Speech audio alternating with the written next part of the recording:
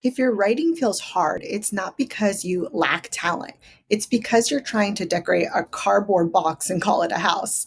Today, I'm giving you the framework to build the damn house freaking fast. Basically, how to get A plus material with B minus writing, how to research without drowning, and how to keep your credibility while everyone else chases hype and clout. You ready? All right, let's start. If your content is bland, your voice won't save it. You can't sprinkle truffle oil on dried chicken and call it gourmet. So stop trying to season bland ideas. Do something interesting first. A plus material with B minus writing beats B minus material with A plus prose every single day. So go interview a client, run an experiment, live something worth writing about. That's the shortcut to material people actually pay attention to. And if you don't have your own stories, go borrow somebody else's story. Writing is like a checkup for your brain. If your draft feels foggy, your thinking is foggy. And writer's block isn't some mystical curse or mood. It's a supply issue. You're out of raw material. You got to refill that tank. So I have a little thing for you, buddy. Thank you. And to refill your tank, you're going to get a story, a stat, and a step, and then write. So here's the easy 20-minute drill if you're stuck. Step 1 is clip 3 useful pieces, story, stat, step, when you're researching for an article, email, VSL, or script. Don't go hoard 20 different tabs. You grab these 3 things. So a story is a case study, an anecdote, or a personal experience. A stat, statistic, is a data point, study, or surprising number, right?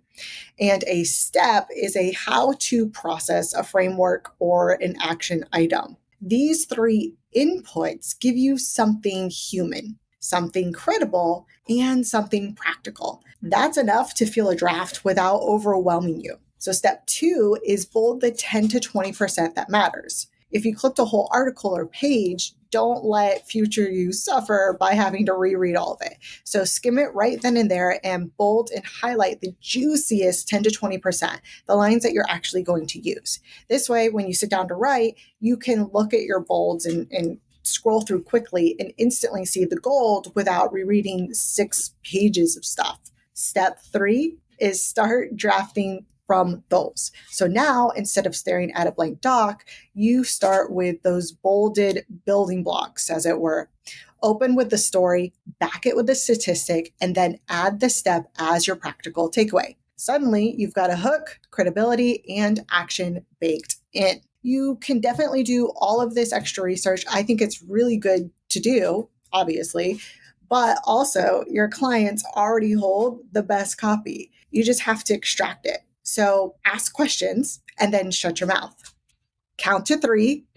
That silence feels awkward, but it forces the truth out. Let silence do the heavy lifting because people will rush to fill silence with the truth. And if you want founder-led copy that cuts deep, then you can use silence as a tool. And silence is great for pulling the truth not just out from others, but you also need the discipline for pulling the truth out of yourself. And that's where consistency comes in. Consistency over heroics. I don't wait for inspiration. I write 2 ugly pages a day and stop before I'm empty. That way, if I want, I can come back tomorrow. So 2 ugly pages, then stop before you're empty. Momentum is a bank account. Protect the balance.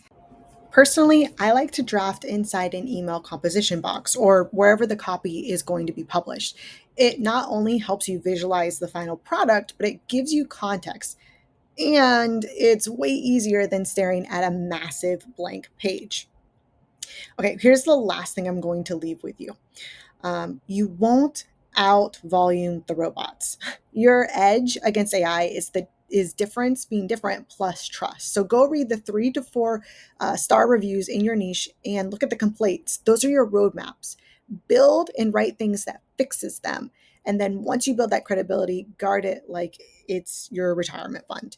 You're going to win on trust and being the only option, not the loudest or most obnoxious. And also, this final point is Make sure that you work with projects and partners that only align with you so it comes across authentic. Playing the long game is always going to be the way to go. So here's your checklist. Do something interesting first before you write. Treat writer's block as a supply issue, not an emotional or mystical thing.